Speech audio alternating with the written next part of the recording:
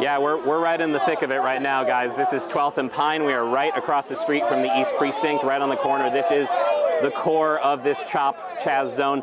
Police are pushing right now. You can see, a large contingent of bike officers, folks in gear here.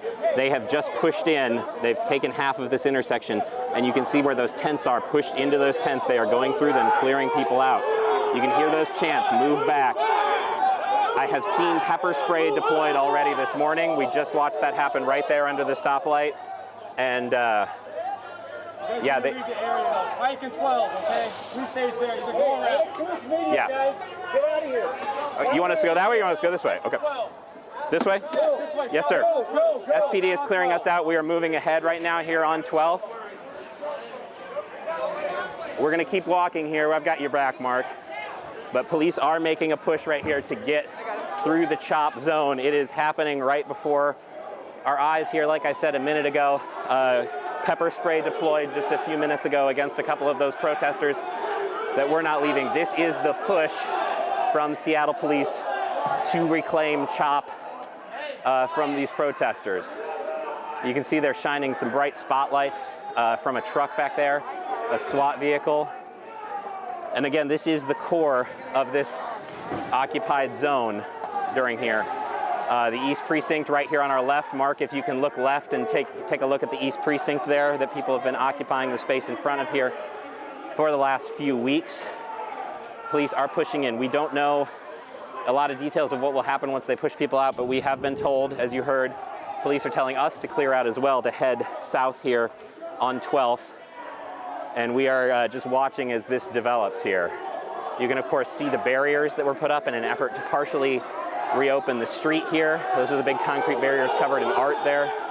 This is the push. We're going to keep walking too, because we don't want to get caught up in this. There are some protesters that are refusing to leave, as you can see. There was kind of a frantic moment where we were watching as the protesters kind of tried to fortify those tents that you can see, the blue and the red one a little bit on the left there. And then the police kind of popped through from the back and pushed through. And that is where I saw pepper spray deployed just a couple of minutes ago. Mm-hmm. I would say we're probably looking at, just on this edge here, a dozen, maybe 2 dozen protesters. Mark, walk with me, okay? Let's go, Mark. Take a couple steps with me here. Michael, if you can hear me, you have been down in this situation quite a number of times in recent weeks. What can you tell us about the number of police now compared to the number of protesters? A factor of 10 more police than protesters here.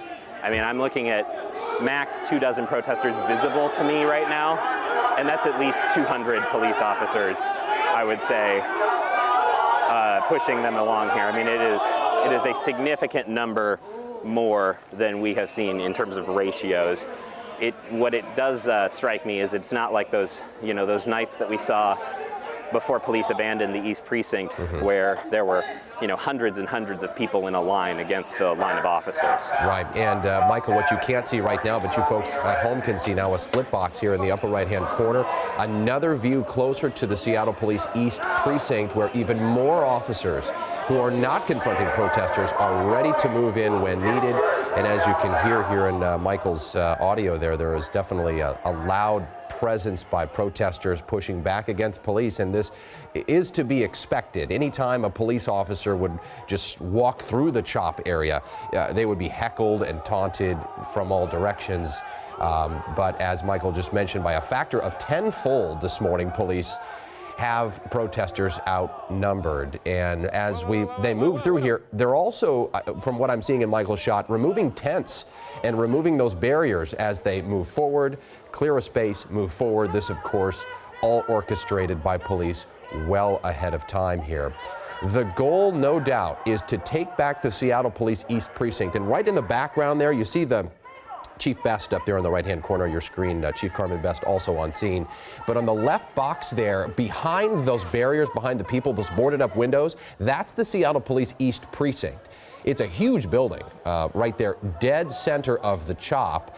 And you can see police on basically all sides of that East Precinct now, fortifying, working their way back to try to reclaim the East Precinct. It has not been an easy move because protesters have been so far outnumbering police taking a very sort of backseat stance to letting the CHOP play out in recent days. And as we mentioned a few moments ago, it was June the 8th when the CHOP was basically created. They called it the CHAZ at the time, and that was when Seattle police essentially abandoned that East Precinct, essentially determining it was not worth their time to continue pushing, Michelle, the protesters out, but rather just let things develop on their own. But here we are, Michelle, again, 3 weeks later, police trying to take it back.